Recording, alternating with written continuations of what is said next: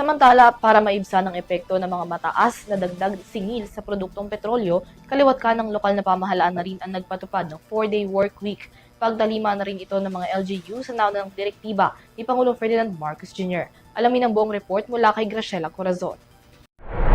Ipatutupad na sa ilang mga local government units or LGUs at ilang pang probinsya ang 4 na araw na on-site work arrangement o 4-day work week mula Lunes hanggang Huwebes at common work from home day naman tuwing Biyernes.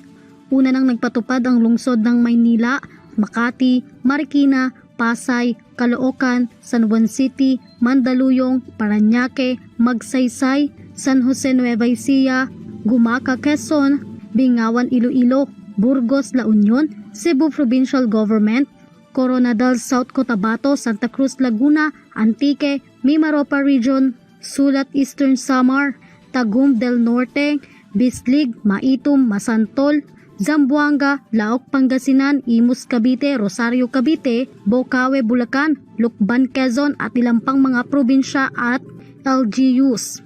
Ang pagpapatupad nito ay dahil pa rin sa patuloy na geopolitical tension sa Middle East na nakaapekto sa global energy market at patuloy na pagtaas ng presyo ng produktong petrolyo na labis naman na nakaapekto sa ekonomiya ng bansa.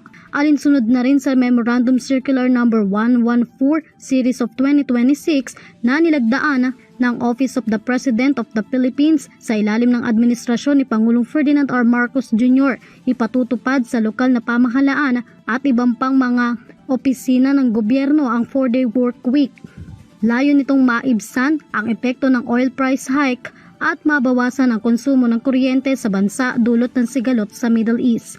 Para sa EuroTV News, Graciela Corazon, sumasaludo sa bawat Pilipino.